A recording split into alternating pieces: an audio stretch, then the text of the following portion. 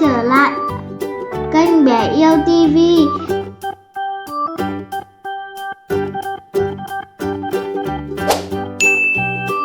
Các bạn nhỏ ơi, hôm nay chúng mình cùng học về các con vật nhé.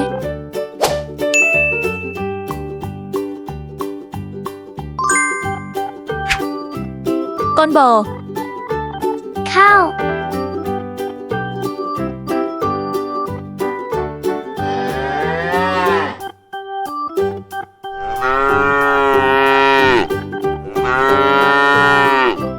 Con bò. Cow.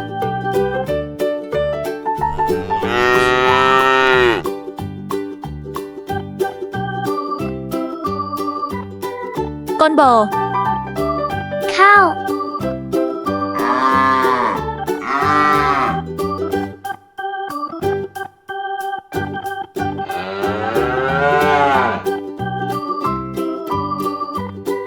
Con bò. Cow.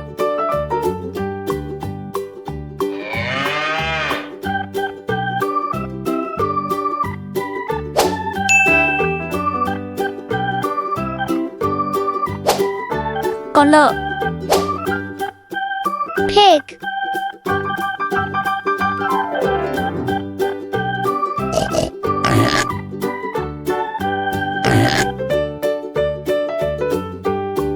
Con lợn. Pig.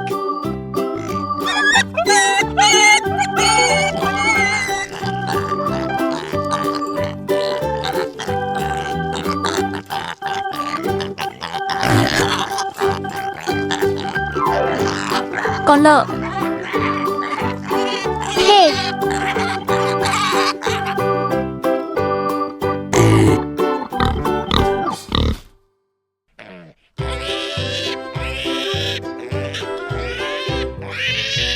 Con lợn. Pig.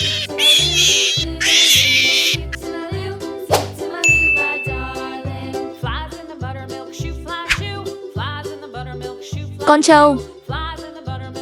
Buffalo.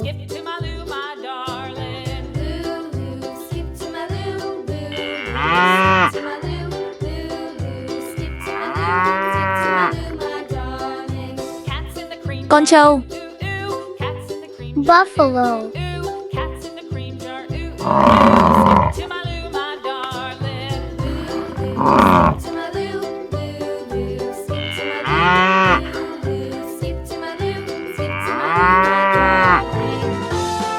Con trâu. Buffalo.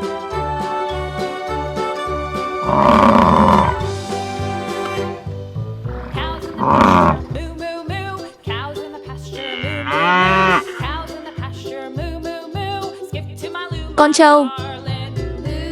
Buffalo.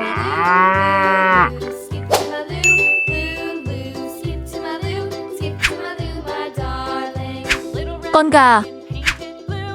Chick.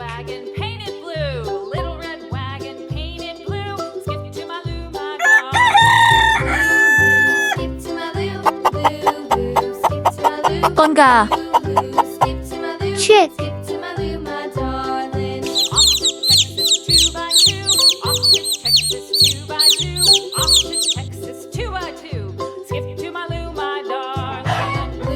Con gà. Chick.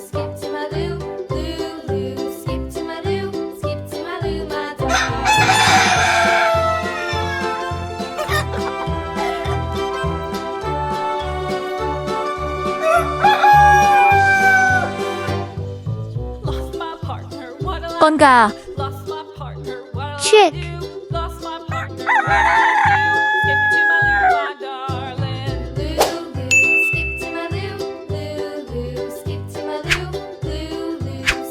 Con vịt. Duck.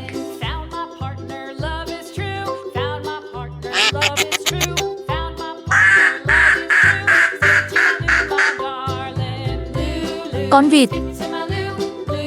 Duck.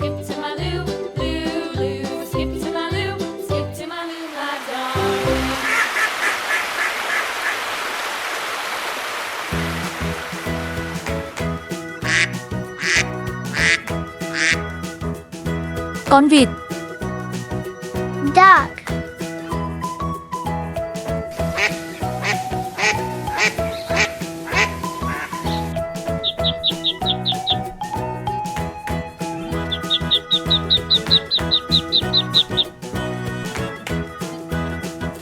Con vịt.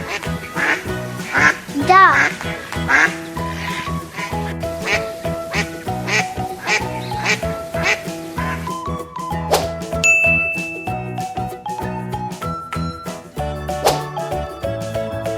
Con dê. Goat.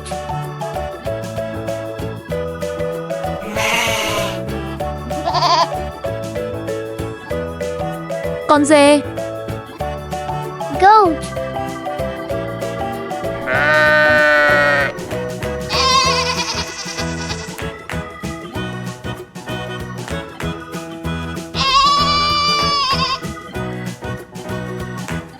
Con dê. Goat.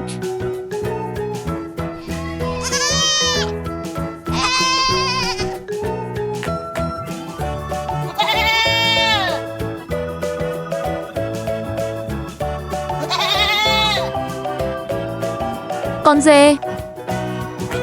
Goat.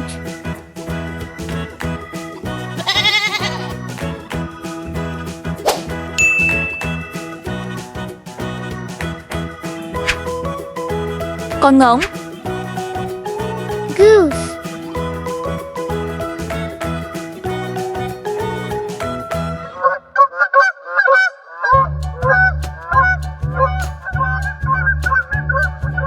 Con ngỗng. Goose.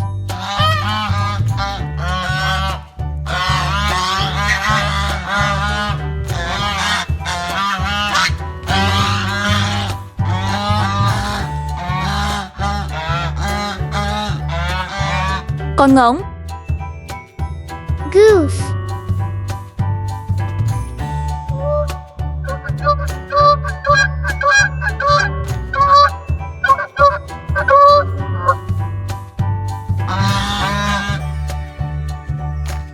Con ngỗng. Goose.